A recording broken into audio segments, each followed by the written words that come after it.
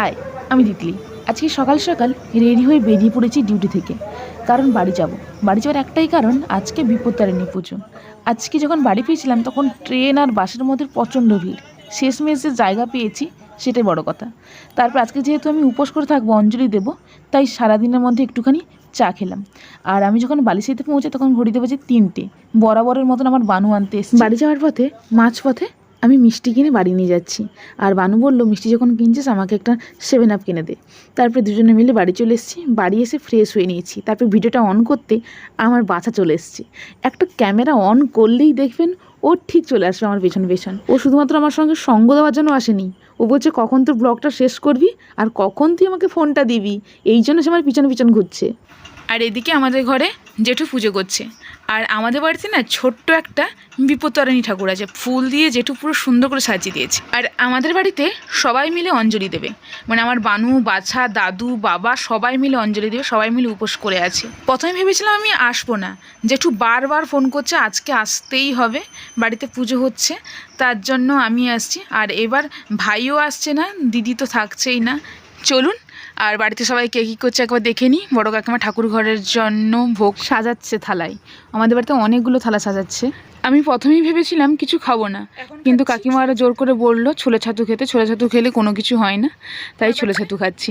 তারপরে না আমি একটুখানি ঘুমিয়ে পড়েছিলাম। ঘুম থেকে যখন উঠি তখন ঘড়িতে বাজে 8টা। তারপরে চলুন জেঠু কী করছে ঠাকুর ঘরে দেখি।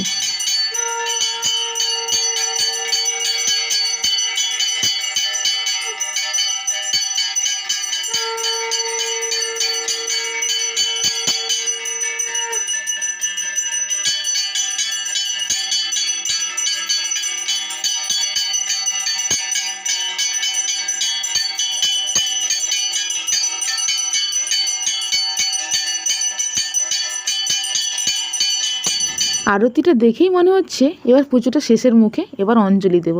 তাই সবাই মিলে অঞ্জলি দিতে বসে গেছি। কিছুজন এখন বসছি, আবার কিছুজন আবার পরের স্টেপে এসে বসবে। এখানে বসছি আমি, আমার বাছা, কাকিমা, আমার বাড়ির পাশে আরেকজন কাকিমা, বড় কাকু, মেজো কাকু, বাছা, আর মেজো কাকিমাও ছিল, আর বোনও ছিল সঙ্গে। আর একটা কথা বলি, ঠাকুর কেনা কিন্তু আমার ইচ্ছে ছিল, তাই জেঠু কিনে নিয়েছিল। আমি যখন চাকরি পাই, আমি ঠাকুরের কাছে মানসিক করেছিলাম যদি আমি চাকরি পাই তাহলে একটা ঠাকুরের মূর্তি করে পুজো করব। তার জন্য বাড়ি থেকে একটা ছোট্ট দেখে একটা ঠাকুরের মূর্তি কেনা হয়েছিল, যেটা প্রত্যেক বছর সেটাকে পুজো করা যায়। এদিকে আমাদের অঞ্জলি দেওয়া শেষ। এবার আমাদের অনেকগুলো প্রসাদের থালা তৈরি করা হয়েছে, যেগুলো প্রত্যেকের বাড়িতে বাড়িতে গিয়ে আমরা দিয়ে আসবো। আর অনেকেই এসেছিলো যারা পুজো দেখতে এসেছিলো, ওরা আবার আমার বাড়িতে এসে প্রসাদ খেলো। আর যারা আসতে পারেনি ওদেরকে বাড়িতে বাড়িতে গিয়ে আমরা দিয়ে এলাম। এখন ঘুরতে পারছি 10টা। এখন আমি খেতে বসে গেছি প্রসাদ, আর আমি ততক্ষণ খেতে থাকি। আপনারা আমার পুরো ভিডিও দেখতে থাকুন। টাটা। আর আমার এই মিনি ব্লগটা কেমন লাগলো অবশ্যই কমেন্ট করে জানাবেন।